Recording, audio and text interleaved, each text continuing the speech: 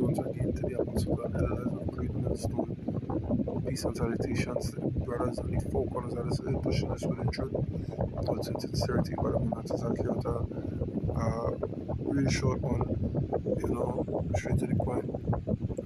To your article here, talking about, what I mean, because between Trinidad and Venezuela, we still talking gas deals and so on and so on, natural oil deals and so on and so forth.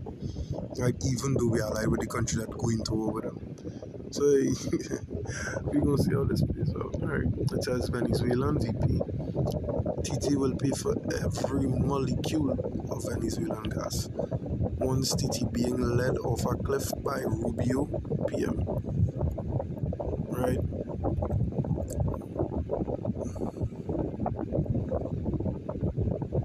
Venezuelan Vice President Delcy Rodriguez. It says Venezuelan Vice President and Energy Minister Delcy Rodriguez says Prime Minister Kamala Bissasa is leading the people of Trinidad and Tobago off a cliff when it comes to the Dragon gas deal, adding that the country will have to pay for any molecule of natural gas exported from Venezuela.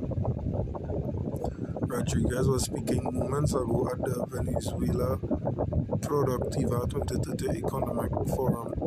During her address, Rodriguez veered from the presentation to refer to the United States Treasury Department's granting of an Office of Foreign Assets Control license to Trinidad to negotiate with Venezuela for the development of the Dragon project, the Dragon gas field, whatever they call it, right? In Venezuelan borders. But we want gas from them. To get gas from them, we have to go to the country that about to go to war with them, or basically going to more or less going to war with them. To get a license saying that we are allowed to make that with them. No sense, zero fucking sense. Nevertheless, she claimed that if Venezuela did not export gas to Trinidad, the country's economy would collapse, and that the U.S. State Secretary Marco Rubio had sold Passad Bissasa a lie. She is deceiving your entire country. She is deceiving the business sector of Trinidad and Tobago, and they are going to be left out in the wind. They need the oil of Venezuela, and the only way is through the government of Venezuela. There is no other way. Marco Rubio is not going to give the gas to Venezuela. You will see this sooner than later, said Rodriguez. Weeks ago, Attorney General John Jeremy held a press conference announcing that the Stall gas deal for TNT and Venezuela is jointly developed. Venezuela too jointly developed the Dragon gas field that had come alive again with the granting of the license. The Dragon gas field is located in Venezuelan waters near the maritime border. It is estimated to hold between 3.2 trillion and 4.2 trillion cubic feet of natural gas. A previous license negotiated by the former administration had been revoked in early April. Upon its election into government, the UNC government submitted an application on May 19, according to Jeremy. The OFAC license is the first in a three-tier approval process. It authorizes the US and TNT governments, as well as the National Gas Company of Trinidad and Tobago, energy giant Shell PLC, and Futara Clara Limited to engage in negotiations with the government of Venezuela and Petróleos de Venezuela for the development of the Dragon gas field. It also includes conditions designed to ensure that the U.S. company secure a commercial stake in the deal. The initial tier of the license is set to expire in April next year. When he made the announcement, Jeremy did not disclose the license's financial terms. Details of the license have not yet been confirmed, but previous OFAC licenses had prohibited any cash payments to Venezuelan government for the project. Rodriguez said that Rubio was selling smoke and pregnant birds to the Prime Minister. They are selling them a fake idea that they are going to take the gas from Venezuela to give to Trinidad. Do you believe that was possible? I speak from here to the people of Trinidad and Tobago, the Prime Minister is leading you over a cliff. When you believe Marco Rubio is going to give the gas from Venezuela, the gas of Venezuela, you must pay for any molecule that is exported not only to Trinidad and Tobago but any neighboring country that we have in our plans. You must pay. That is international cooperation. That is trade relations. Everything else goes against nature and it does not exist. And you are being deceived, she said. Alright. We Prime Minister deceiving us. Alright. That is no big surprise. Let me get this piece up here just for general knowledge. Deuteronomy 17. And what was that? 17 and 14. It says, when thou art come unto a land which Yahweh thy power giveth thee, and shall possess it, and shall dwell therein, and shall say, I will set a king over me like as all the nations that are about thee. Thou shalt in any wise set him king over thee, whom Yahweh thy power shall choose. One from among thy brethren shalt thou set king over thee. Thou mayest not set a stranger over thee, which is not thy brother. Right? And that is what the people do. Even if the elected, so we say, alright, so like the last administration was led by well, he appeared to be a Jeep, we'll pay like that. Right? We had other names. Nevertheless, he still set us up for downfall. He still, left us ass out, as they say. And she's doing no different. Right? She's doing no different. And she's Elam. She's of Elam descent. So yeah. But I just bring this up also for general knowledge, right? And that is what the people been doing. Because these people are spiritually strangers. You know? They even if they of Jake descent, they spiritually they dead. They looking for this kingdom to continue. They looking to have a stake in this kingdom.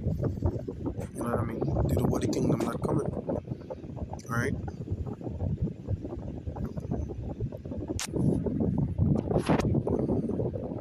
And this is why the plans will be foiled.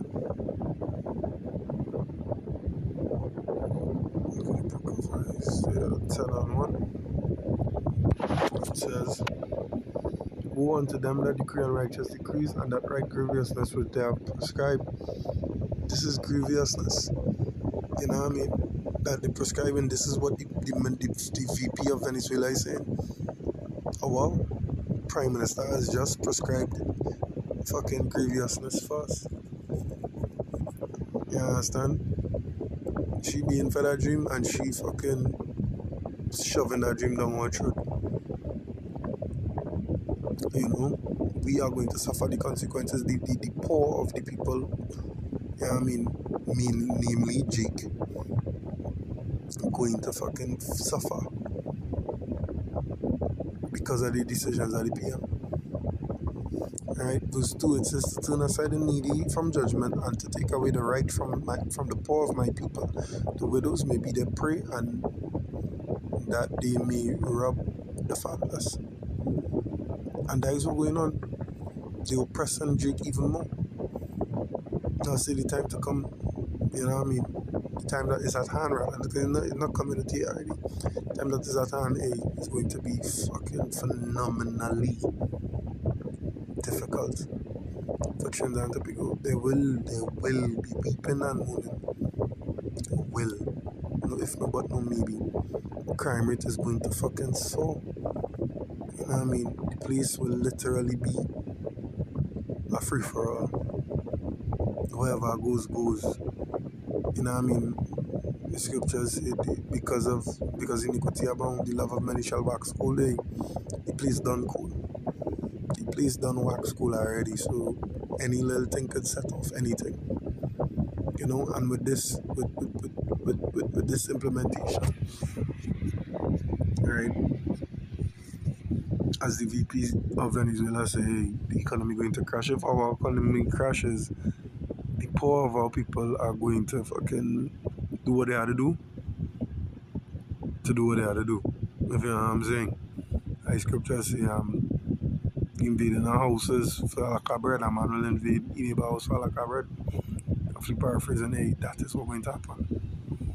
That is precisely what's going to happen because it's already happening. And the place not even that hard yet. So much less when it get to that level. Right? Due to the unrighteous decrees being decreed because why we allied with Egypt. And while we are on the subject of Egypt,